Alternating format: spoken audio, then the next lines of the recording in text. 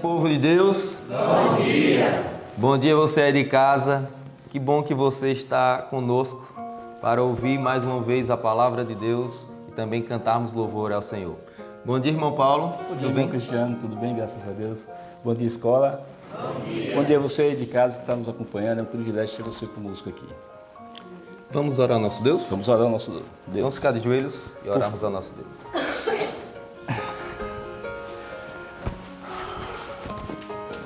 Bondoso Deus, amado Pai, nós te louvamos, Senhor, porque o Senhor cria oportunidade, que para nós é privilégio, de te adorar na beleza da tua santidade. Muito obrigado, Senhor. Obrigado, Senhor, por um ano bíblico, Senhor. Obrigado por ter a cada dia, Senhor, nos ensinado a como lidar com as circunstâncias, com situações que geram o nosso entorno. Muito obrigado por tudo isso. Fica com cada um de nós, abençoa as pessoas aí que estão em casa, Senhor, que eles possam perseverar também, Senhor, na leitura da palavra, em nome de Jesus. Amém. Amém.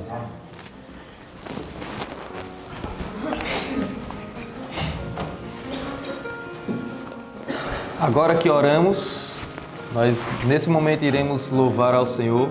Com qual hino, irmão Paulo? Muito bem, agora que oramos, como o nosso amado irmão Cristiano assim bem disse, nós vamos agora entoar o hino 226, Manhã no Coração.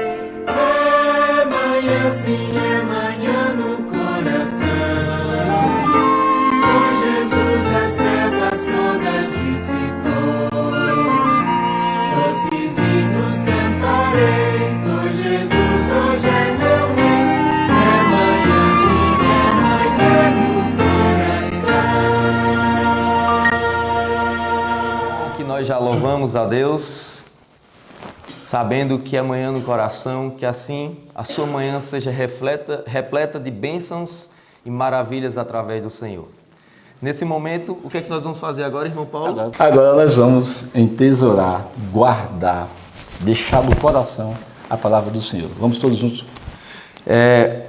O nosso texto está lá em Marcos, capítulo 1, do 23 ao 25. Você aí de casa, pegue esse texto e vamos falar para o nosso Senhor Deus, para que possamos guardar a palavra de Deus no coração. Vamos lá? No 3. Vamos no 3. 1, 2, 3. Marcos 1, do 23 ao 25. Estava na sinagoga deles um homem com espírito imundo, o qual exclamou, dizendo: que temos contigo, Jesus Nazareno? Vieste destruir-nos? Bem sei quem és, o Santo de Deus. E repreendeu Jesus, dizendo: cala-te e sai dele. Marcos 1, do 23 ao 25. Marcos 1, do 23 ao 25. E estava na sinagoga deles um homem com espírito imundo, o qual exclamou, dizendo: que temos contigo, Jesus Nazareno? Vieste destruir-nos? Bem sei quem és, o Santo de Deus. E repreendeu Jesus, dizendo: cala-te e sai dele. Marcos 1, do 23 ao 25. Marcos 1, do 23 ao 25. Estava na sinagoga deles um homem com espírito imundo, o qual exclamou, dizendo: que temos contigo, Jesus Nazareno? Vieste destruir-nos? Bem sei quem és, o Santo de Deus. E repreendeu Jesus, dizendo: cala-te e sai dele. Marcos 1, do 23 ao 25. Que bom que colocamos a palavra de Deus no nosso coração, só que nesse momento nós ficaremos com a mensagem de Deus através da palavra dele. Tenham um bom dia a todos e fiquem na paz do Senhor. Bom dia a todos, que Deus abençoe a você e a sua família, que essas bênçãos se estendam do lado de vocês. Bom dia. Bom dia. Que alegria ter você mais um momento aqui para nós estudarmos a palavra. Que alegria ter você também, que nos acompanha todos os dias, e creio que a sua vida é abençoada. Porque quando nós estudamos a Bíblia, nossa vida muda, nossa vida é transformada. E agora nós vamos estudar um pouquinho mais. A nossa leitura de hoje esteve em Romanos capítulo 4, capítulo 5, Atos dos Apóstolos na Bíblia, capítulo 16, do verso 6 ao verso 40, e o Ato dos Apóstolos no Espírito de Profecia, capítulo 21, nas regiões distantes. Começando por Romanos, nós vemos os dois capítulos falando de um tema só, e na verdade todo o livro de Romanos ele foca em um tema em especial. Ele fala muito sobre a justificação, como nós nos achegamos a Deus, como nós somos vistos por Deus e como que Deus resolve o nosso problema. Uma das grandes características do cristianismo é justamente esse ato de como Jesus resolve a nossa vida e como nós somos aceitos em Deus. Porque em outras religiões o homem tem que se posicionar com boas obras para ser aceito diante de Deus e assim ele se torna justo diante do seu Deus. No cristianismo é diferente, nós somos justificados por outras coisas, não é através de obras. Lá no capítulo 4, vem falando a experiência de Abraão, que foi um homem bom e era um homem justo diante de Deus, mas ele não era tido por homem justo de acordo com o que ele fazia, de acordo com as suas boas obras. Leia o verso 2 comigo. Verso 2, capítulo 4 de Romanos.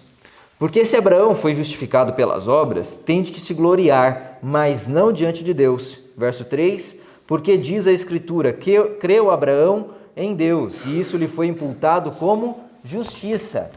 Então, a experiência que Abraão viveu é a experiência que todos os filhos de Deus podem viver, de serem justificados, e não é por boas obras, não é por aquilo que se faz, mas é por aquilo em que se acredita e em quem se confia.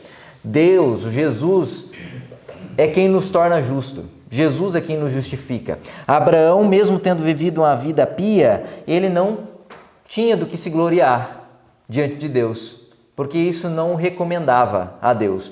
A única coisa que nos recomenda a Deus é a vida irrepreensível de Jesus Cristo. E quando então nós cremos nele, isso nos é atribuído. Olha só o verso 6 do mesmo capítulo que diz: assim também Davi declara: bem-aventurado o homem a quem Deus imputa a justiça sem as obras, dizendo: bem-aventurado aqueles cujas maldades são perdoadas e cujos pecados são cobertos. Então nós somos felizes e diante de Deus, tendo a certeza de que nós somos aceitos diante dele, não é porque nós somos bons, mas porque ele é bom.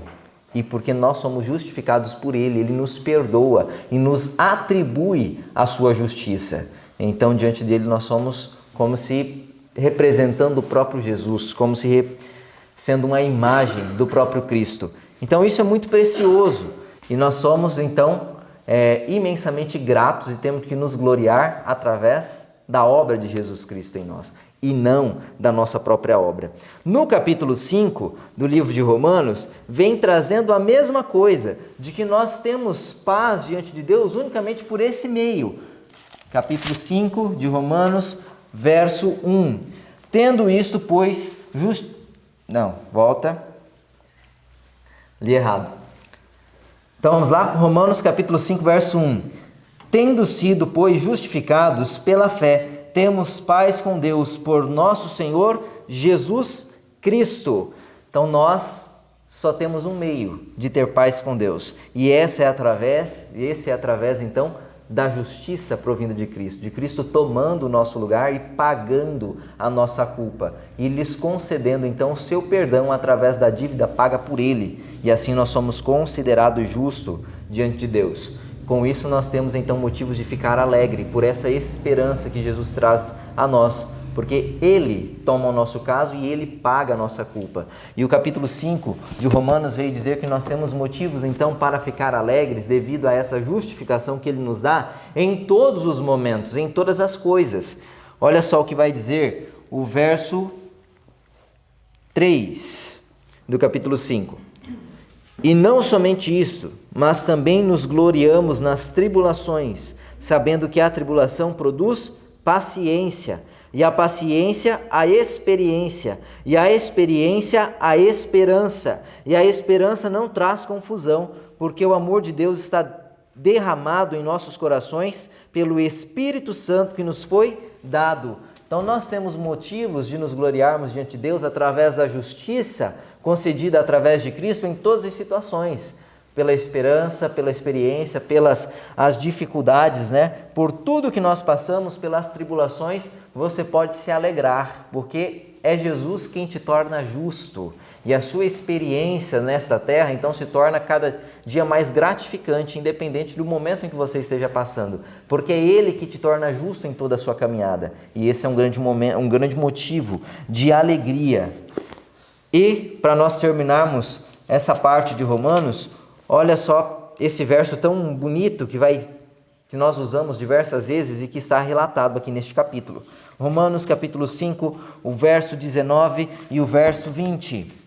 Porque pela desobediência de um só homem, muitos foram feitos pecadores. Assim, pela obediência de um, muitos serão feitos justos. Veio, porém, a lei para que a ofensa abundasse. Mas onde o pecado abundou, superabundou a graça. Então, a graça de Cristo, ela cobre multidões de pecado. Ela tem poder, ela é tão abrangente que ela consegue, então, suprir toda a nossa necessidade espiritual. Toda a nossa dívida, ela é plenamente satisfeita em Cristo Jesus. Onde superabunda o pecado, superabunda a graça de Deus. A graça de Deus vai além, ela é maior. Então nós podemos nos alegrar por isso. E nós temos esse motivo de alegria nesse dia. A graça de Deus te alcança. E a graça de Deus superabunda na sua vida. Aonde há pecado, então, através da crença em Jesus e a justiça imputada dele, a graça de Deus, então, toma conta e superabunda a vida como pecador. Então nós temos essa condição por natureza, mas Jesus ele consegue mudar. E onde superabundou o pecado, superabundou a graça. Louvado seja Deus por isso. E essa graça, ela nos torna, então, coparticipantes da vida em Jesus Cristo. E a vida de Jesus Cristo não é só a vida, então, envolta em glória e à salvação, mas também a vida dedicada à missão, mesmo que através do sofrimento. Nós vemos a vida de Jesus Cristo sendo isso. A vida em que ele levou nessa terra foi como o exemplo máximo de missionário e o exemplo máximo de o quanto alguém pode sofrer por amor a Deus. Assim Jesus viveu. E todos aqueles que são chamados, então, ele é atribuído à justiça de Cristo, é convidado a trilhar o mesmo caminho, é convidado, então, a seguir as pegadas de Jesus. E agora nós vamos ver a vida de 2 discípulos, então, que aceitaram essa graça, foram tomadas por ela, foram perdoados e receberam o chamado de caminhar nas pegadas de Cristo e ser um representante dele através da missão, mesmo que em face do sofrimento. Vamos lá para Atos capítulo 16. Atos capítulo 16 na Bíblia e Atos dos Apóstolos do Espírito de Profecia, capítulo 21. Essas duas passagens vêm narrando a mesma história.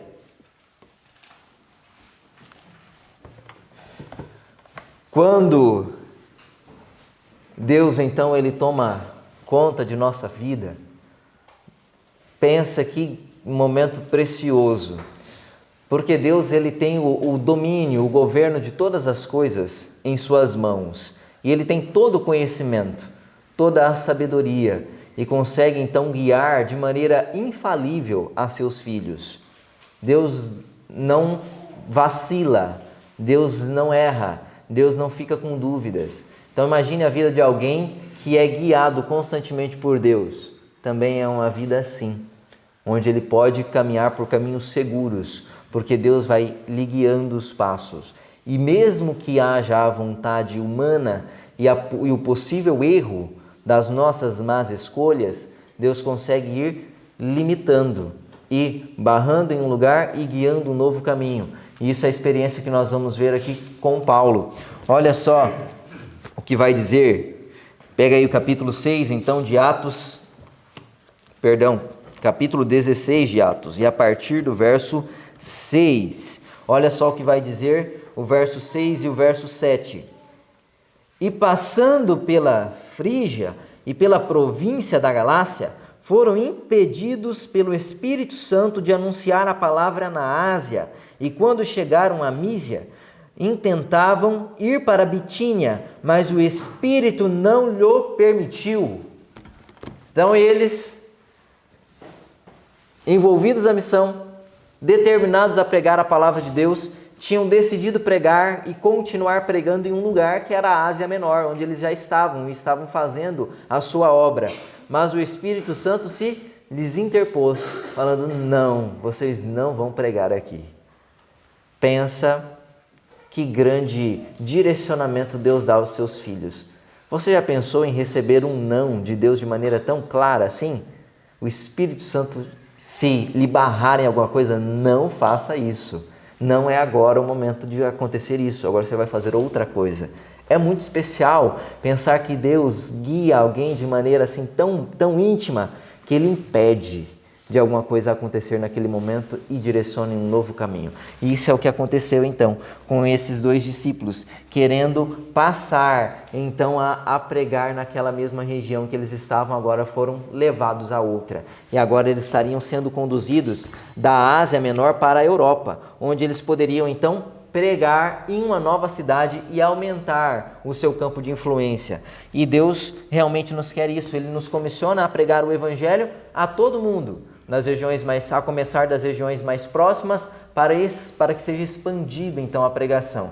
E isso o apóstolo Paulo e ali por seu companheiro Silas estavam fazendo isso, e agora Deus estava expandindo a mensagem deles, levando-os então até a Europa. E fala então, quando eles chegaram em um determinado local, ali eles procurando um lugar para meditar no dia de sábado, como era o costume deles, consagrar esse dia para a busca a Deus, porque todos os apóstolos, todos os discípulos eram guardadores do sábado. Então eles, procurando um lugar para então buscar a Deus refúgio, um momento de consagração a Ele, eles encontraram esse lugar, e ali nesse lugar então eles se depararam com uma certa mulher chamada Lídia. Nós vemos isso a partir do verso 11 do capítulo 16, e fala que essa mulher então, ela se converte a Deus, e é um dos primeiros frutos que eles têm naquela cidade. E aí surge uma outra pessoa, uma outra mulher também no caminho deles. Mas essa mulher, ela aparece em um contexto diferente, um tanto inusitado. Olha só o que vai dizer a partir do verso 16, do capítulo 16 de Atos. E aconteceu que, indo a nós a oração, nos saiu ao encontro a uma jovem que tinha um espírito de adivinhação, a qual, adivinhando, dava grande lucro aos seus senhores. Esta, seguindo a Paulo e a nós, clamava, dizendo: estes homens que nos anunciam o caminho da salvação são servos do Deus Altíssimo. Olha só a propaganda então que Paulo tinham ali nas ruas de Filipos. Indo nas ruas então de Filipos, e aí eles ganharam alguém que lhe aumentava a credibilidade. Uma mulher que vinha atrás anunciando: estes são os homens de Deus, e eles vos anunciam a salvação. Isso se decorreu vários dias. Quantos aqui no seu ministério como missionário gostaria de ter alguém divulgando o seu trabalho? Olha só, muitas pessoas, amém. Quantos aqui queriam ter essa mulher como divulgadora do trabalho de vocês? Olha, um está em dúvida. Muito bem. Agora vamos ver qual foi a postura de Paulo diante dessa divulgação que essa mulher estava causando. E lembra que ela era o quê? Uma adivinhadora. Ela era então movida por espíritos. E aí Paulo, se cansando disso, verso 18: e isto fez ela por muitos dias, mas Paulo, perturbado, voltou-se e disse ao espírito: em nome de Jesus Cristo te mando que saias dela. E na mesma hora saiu. Paulo, aqui nessa versão, vem dizendo que ele ficou perturbado. Na Almeida Revista Atualizada vai dizer que ele ficou indignado, já estava ficando bravo já com aquela mulher, causando aquela divulgação dele. E aí ele ordena que em nome de Jesus o espírito daquela mulher a deixasse. E instantaneamente o espírito mau a deixou. Olha que libertação, que poder tinha então esses homens guiados pelo Espírito Santo e movidos por ele. Então, depois de acontecer essa maravilhosa libertação, acredita-se que deveria ser um momento de muita alegria pela libertação de alguém dos poderes malignos, mas não foi o caso, porque essa mulher, ela tinha alguns senhores que tomavam vantagem dessa situação dela e a usavam, também movidos por espíritos do mal. E aí esses senhores, vendo que agora a fonte de lucro deles estava perdida, porque a mulher fora libertada, ela que era então direcionada por espíritos, agora estava com a consciência sã, ela conseguia discernir as coisas, então eles ficaram perturbados e muito bravos. E aí eles então empenderam contra esses apóstolos. E ali reuniram então um grupo de pessoas falando que esses apóstolos estavam causando um grande tumulto na cidade, porque eles, sendo judeus, estavam tentando transformar a vida das pessoas que não eram judias a viver como eles. E isso estava causando então um grande prejuízo na sociedade deles. E eles conseguiram então convencer tal grupo de pessoas que, movidos ali pela euforia, se então arremessaram contra aqueles apóstolos, lhe rasgaram as vestes, açoitaram aqueles apóstolos e mandaram prendê-los. Olha só, os apóstolos estavam sendo bem-sucedidos na Ásia Menor, os Espíritos Santo o impediu de pregar ali, e agora os conduziu para pregar em outro lugar. Em outro lugar, há a conversão de uma mulher que é liberta, e aí há a conversão de outra mulher que é liberta de espíritos, no caso dessa jovem adivinhadora. E aí, por causa do cumprir da missão, agora eles estavam como? Sendo açoitados e presos. Você, numa situação dessa, ainda confiaria em Deus? Ainda entenderia que foi Deus que te mandou para ali? Ou seria levado a pensar, era melhor a gente ter ficado na Ásia, era melhor a gente não ter vindo para cá? Mas esses apóstolos, então, depois de presos, tiveram uma postura. Será que eles estavam agora em dúvidas quanto à ordem de Deus para pregar ali? Eles estavam arrependidos? vamos ver então qual foi a postura deles. Lemos a partir do verso 24 do capítulo 16. O qual, tendo recebido tal ordem, os lançou no cárcere interior e lhes segurou os pés no tronco. E perto da meia-noite, Paulo e Silas oravam e cantavam hinos a Deus, e os outros presos os escutavam. E de repente sobreveio um grande terremoto, que os alicerces do cárcere se moveram, e logo se abriram todas as portas, e foram soltas as prisões de todos. Então olha só o momento em que eles estavam então passando, com as costas ardendo dos açoites, em uma cela úmida e fria, em uma posição nada agradável, preso com os pés ao tronco, e eles ali não estavam agora murmurando e pensando, buscando a Deus para saber o porquê que tinha acontecido aquilo, mas eles estavam agradecidos a Deus, louvando a Deus, porque eles estavam então passando por um momento muito especial, porque eles entendiam que era um grande privilégio, uma grande oportunidade, a honra de sofrer através do nome de Cristo. E eles entendiam, Jesus sofreu tudo por nós, e agora Ele está nos dando o privilégio de sofrer um pouco também. E eles estavam ali cantando, agradecidos a Deus, louvando o nome de Deus, porque eles tinham apanhados pelo nome de Cristo. Eles tinham apanhados por terem feito a obra de Jesus. Que especial! Como Jesus consegue então tornar o nosso coração desvencilhado da maior parte das coisas que nós temos por natureza neste mundo. Por natureza, nós pensamos em nós mesmos. Por natureza, nós queremos preservação. Por natureza, você não quer sofrer. Mas Jesus consegue colocar alegria, mesmo em meio ao sofrimento, se for pelo nome dele. Isso é lindo, isso é fantástico, essa obra que Deus consegue fazer em nossos corações. E ali eles então, alegres por serem dignos de sofrer pelo nome de Cristo, são libertos. Diante dos homens, eles eram então alguém que sofreram e foram humilhados. Diante de Deus e de todo o céu, eles eram alguém que estavam sendo seguidos por Jesus, escoltados pelos anjos. O céu todos os observava, e no momento oportuno, os anjos vieram ao seu encontro. E o Espírito de Profecia vai dizer que aquele terremoto nada mais era do que a aproximação poderosa dos anjos de Deus. Fala que ao passo daqueles anjos poderosos, toda a estrutura tremeu e as celas foram abertas. Deus é muito poderoso, e esse Deus que é poderoso pode vir ao nosso auxílio em momentos de dificuldades, mas não em qualquer momento de dificuldade. Em momentos em que você se satisfaz nas dificuldades, em momentos que você é contente nas dificuldades, em que você entende que por seguir a Cristo você vai sofrer mesmo. E vai ser uma honra sofrer quando você entender isso e passar por isso e louvar a Deus em meio às dificuldades. Anjos poderosos, magníficos em poder, serão enviados ao seu auxílio para te libertar. E ao passo desses anjos, até a estrutura treme. Que grande isso!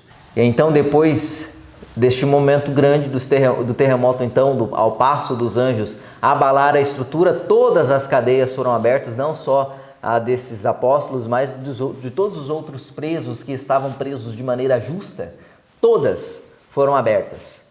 Mas até esses homens que não tinham o temor de Deus, não eram seguidores de Cristo e não estavam presos de maneira injusta, né? Volta. E mesmo esses presos que não tinham o temor de Deus, que não buscavam a Deus e não estavam presos porque pregaram a palavra, mas estavam presos de maneira justa, ao contrário dos discípulos, então eles também foram soltos, mas não fugiram. Ficaram ali, parados, atônitos pelo que aconteceu, pelo testemunho que esses apóstolos passaram para eles, cantando, felizes, mesmo em meio ao sofrimento. E quando o carcereiro viu aquela cena, então ele entendeu que ao as cadeias estarem abertas, todos tinham fugido. E aí ele pretende tirar sua vida, mas Paulo e Silas gritam de lá: "Ei, não te faça nada. Nós todos estamos aqui e todos estavam ali, aguardando. Ninguém ousou sair das celas. Imaginem todos os presos olhando para aqueles dois, que eram poderosos discípulos de Deus. E o carcereiro lembrou então das palavras que aquela mulher que deu o anúncio aí dos apóstolos quando estavam na cidade fez pela cidade, de que eles eram enviados de Deus e ele estava pregando a salvação. E ele lembrou então do que aquela mulher possessa tinha dito. E diante disso, ele entra na cela, depois de haver pedido luz para os apóstolos, ele entra e se prostra diante deles e faz um pedido, uma pergunta. Encontrei então o verso 29 e o verso 30 do capítulo 16 de Atos. E pedindo luz, saltou para dentro e todo trêmulo se prostrou ante Paulo e Silas. E tirando-os para fora, disse: Senhores, que é necessário que eu faça para ser salvo? E aqui vem ele, desejando a salvação, entendendo que realmente aqueles discípulos eram alguém que estava trazendo a salvação, mas com a visão, obviamente, de quem não adorava Jesus Cristo, entendia de que alguma coisa precisava ser feita para ser salvo. E ele perguntou: o que eu preciso fazer para ser salvo? Qual é a minha boa obra? O que eu preciso então demonstrar? E aí Paulo vai dar a resposta da única coisa que nos importa para a qual sejamos salvos, aquilo que nós temos que fazer. Verso 31. E eles disseram: crê no Senhor Jesus e serás salvo tu e tua casa. A nossa salvação depende da nossa união com Cristo. A nossa salvação depende da aceitação da crença nele, de que a justiça dele seja imputada, transferida para nós, de que a graça nos alcance. É graça, é de graça. A única coisa que nós temos que fazer é aceitá-lo. E agora esse carcereiro então se depara diante dessa realidade, de que a salvação a ele é mais fácil do que ele pensava. É mais disponível, está ao alcance dele de uma maneira mais rápida e mais curta do que ele imaginava. Não era necessário de que ele apanhasse, sofresse como os apóstolos ou fizesse qualquer outra grande coisa, mas que se entregasse a vida a Deus, cresce nele e fosse então batizado. E aí ele então aceita esse pedido, decide ser salvo. E Paulo fala que Paulo então e Silas permanecem com eles aquela noite, e é salvo então a vida daquele carcereiro e também a casa daquele carcereiro é entregue a Deus. E enquanto eles estavam ali na prisão, louvando a Deus, outra coisa acontecia paralelo a isso.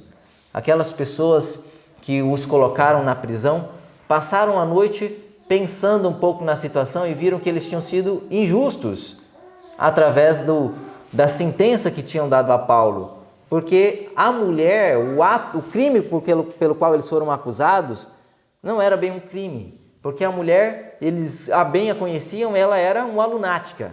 Não andava na plena consciência, mas agora ela era uma nova criatura. E eles então decidiram libertar a Paulo ao amanhecer.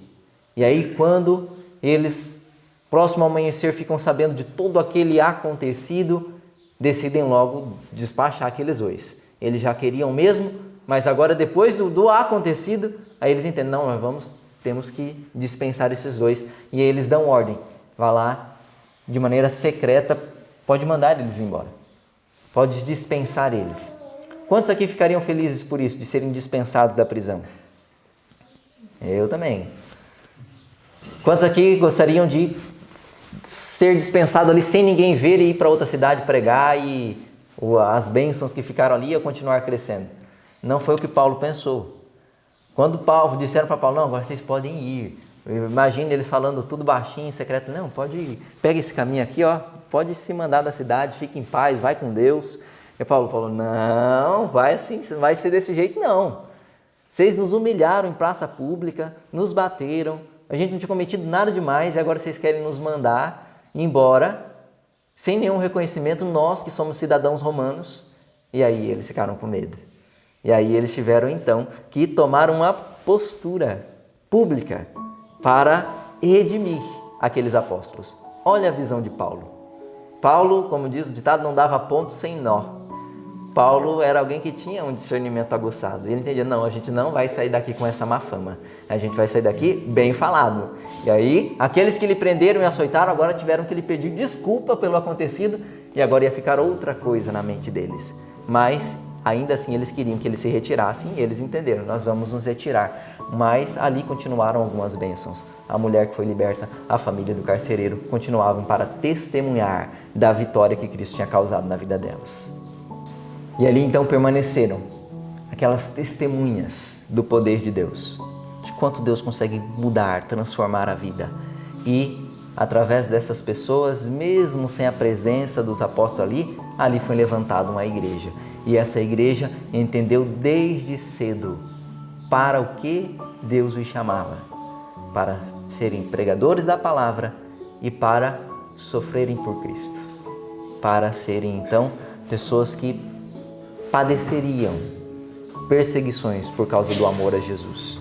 E Paulo deixou uma mensagem para eles com esse teor quando a igreja foi formada, de que era um grande privilégio, uma grande honra sofrer pelo nome de Jesus.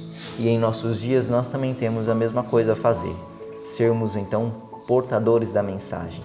E mesmo que seja em meio a sofrimento, que nós possamos estar dispostos a seguir a Jesus, que nós possamos então estar dispostos a passar pelo sofrimento dando louvores a Ele, entendendo de que Ele conduz a nossa vida e que Deus, se achar por bem, possa nos impedir de fazer algo para Ele naquele local, nos levar para outro, nos tirar dali, levar para lá. Ele sabe o que é melhor e que nós possamos estar prontos e aptos para ouvir de maneira distinta a voz de Deus falando a nós. E ainda mais neste momento, onde Satanás tem trabalhado de maneira ferrenha na vida das pessoas, que através do poder de Deus essas pessoas possam ser libertas. Para nós finalizarmos, há um parágrafo no livro que começa assim: os cristãos primitivos foram chamados muitas vezes a enfrentar face a face os poderes das trevas, mediante a perseguição e o engano. O inimigo se esforçava por fazê-los desviarem-se da verdadeira fé. Neste tempo, dia que nós vivemos agora, quando o fim de todas as coisas terrestres está se aproximando rapidamente, Satanás faz desesperados esforços para enredar o mundo, está arquitetando muitos planos para ocupar as mentes e distrair a atenção das verdades essenciais à salvação. Em cada cidade, seus agentes estão ativamente organizando em partidos todos os que se opõem à lei de Deus. O arqui-enganador está em atividade para introduzir elementos de confusão e rebelião, e os homens estão sendo possuídos de ardente zelo que não está de acordo com o entendimento. No momento em que nós vivemos, Satanás ele faz esforços desesperados para iludir, enganar, distrair as mentes. E é isso que nós vemos no mundo, pessoas distraídas, enganadas. Mas Deus tem esse poder para libertar, e que nós não venhamos a fazer parte desse grupo, que você não seja alguém que tem uma mente distraída, enganada no tempo em que está vivendo. Você tem que estar muito bem acordado, você tem que estar muito bem acordado. E Paulo mesmo diz, né? E digo isso a vós outros que conheceis o tempo, já é hora de vos despertardes do sono, porque a vossa salvação está agora mais próxima do que quando no princípio cremos. Vai alta a noite e vem chegando o dia. Deixemos, pois, as obras das trevas e revistamo-nos das armas da luz. E andemos dignamente como em pleno dia, e ele vai dizer algumas coisas que nós não podemos fazer. Esse é o momento que nós estamos vivendo. Vai alta a noite, mas o dia já está raiando. Que nós possamos viver bem acordados. Nós possamos viver bem acordados, não enganados. Que Deus nos abençoe e que Deus também faça de você um grande missionário. E que você escute a voz de Deus, direcionando os seus passos, e que você considere uma honra sofrer por Cristo. Vamos orar neste momento, pedindo a graça de sofrer por Ele.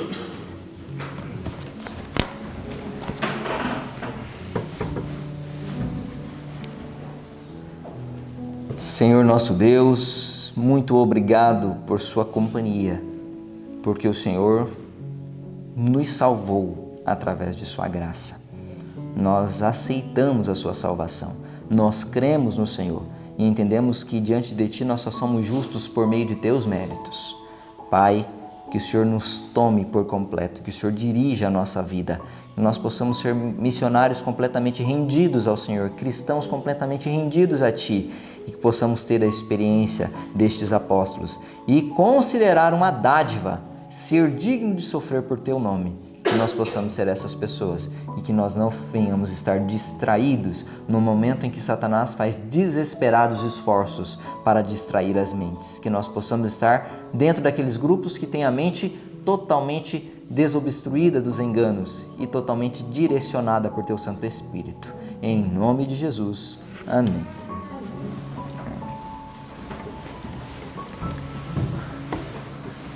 Que Deus te abençoe, que o Espírito Santo fale com você neste dia de maneira distinta.